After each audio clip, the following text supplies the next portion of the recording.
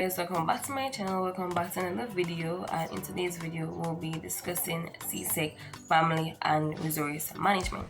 If you're interested in this video, don't forget to like, comment, share, and subscribe, and let's get right into it. Okay, so first thing I'd like to say is that we all know that past papers is the way, right? But for this particular subject, family and resource management, all we can realize by now that past papers for family and resource management are actually kind of more rare. They're probably rarer than the other subjects because when I was doing my exams, I got some from my teacher, right? Some from my teachers. Yeah, they gave us some of them, but it wasn't a lot, if you get what me I say. So you can't just go up on the internet and write in family and resource management and get past papers like that. No, get for maths, English, quick and fast, no problem. But for this subject, they're more rare. And at the time when my teacher gave me the past papers, like I don't even honestly, I don't know how to do the past paper them. I did do some of them, but probably I'm more like I don't know. Maybe I throw them afterwards. I don't know. But if I didn't know, I would probably keep them so that people could actually get them afterwards. But I never really think like that at the time. Move past that. How we get a grade 1 in family and resource management, right? How do we do it? So, should I start with SBA or should I talk about the exam first? Alright, so okay, we can talk about SBA first, then lead into the exam. So, regarding the SBA, we know that we have a portfolio plus you have practicals to complete for family and resource management. Okay, cool, we all know that. The grade that you get in your practicals is important, and the grade you get in your portfolio is also important. So it's best that you do all of your necessary pieces to fill your portfolio, and also that you perform well on your family and resource management practicals, right? Anyway, so I got a grade 1, but let me tell you a quick story about my second practical. My second practical that I did, I actually messed up. I actually messed up like big time. Like it was the setting the table or like something like that. Setting the table or serving or something like that, basically. And like it's like you're supposed to serve on one side and then clear on the other side. And I kind of messed up because like the assessor that I had, I was actually nervous, and it's like everything that I practiced just fly out of my brain. I don't know nothing all of a sudden.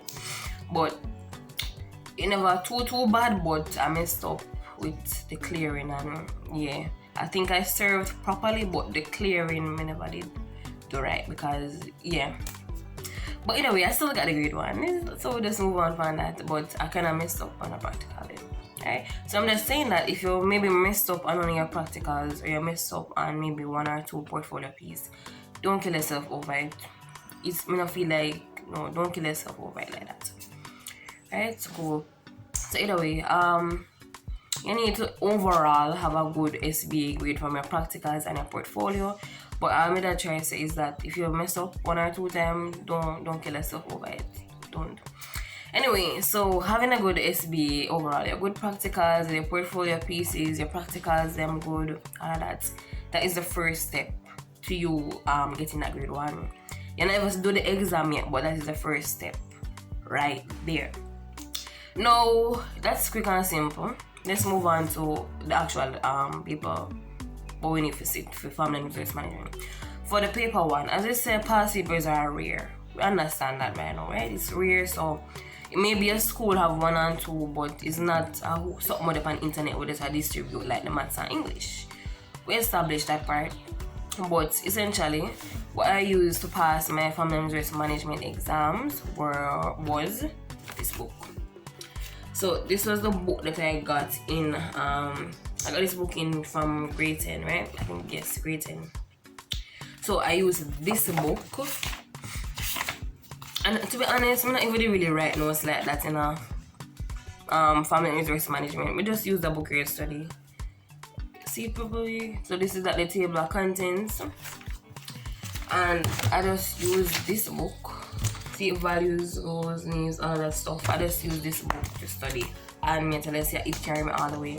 So my family and resource management teacher, she was actually a good teacher, and I don't get me wrong, but sometimes when you discuss certain things in a class, when you leave the class, all of that just gone. The minute you step through the door, it gone from your brain.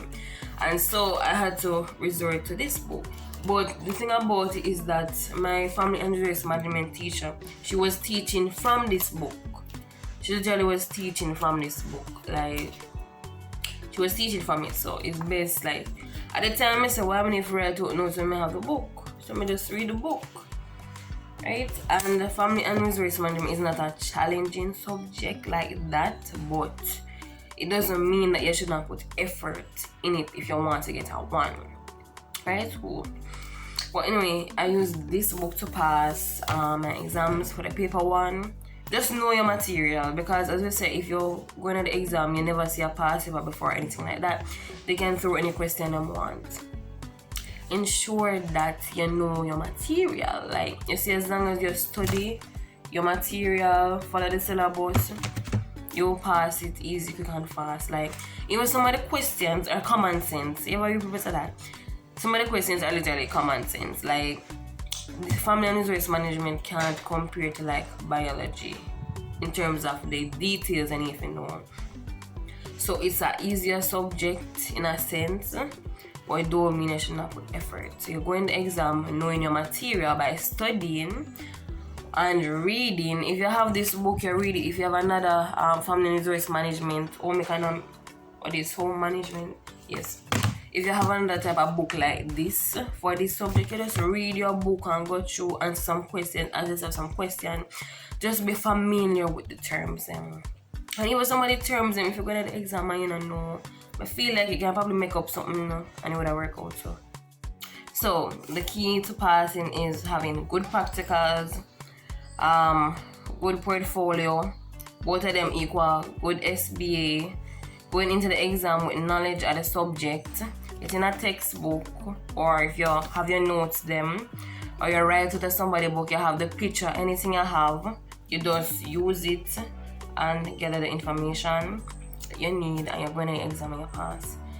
Don't overthink home management, or don't underestimate it, because you might go in there and see a question asking define consumerism, but you can't answer that question. So don't underestimate it. Ensure you go to the topics, read through, and just go through and get your 1. Like, it's not that hard. So, but either way, this is the textbook that I used. I walked away with a 1. Never stress out myself too hard. So you can too. You can even go in and get the distinction, right? So that's the end of today's video. Don't forget to like, comment, share, and subscribe.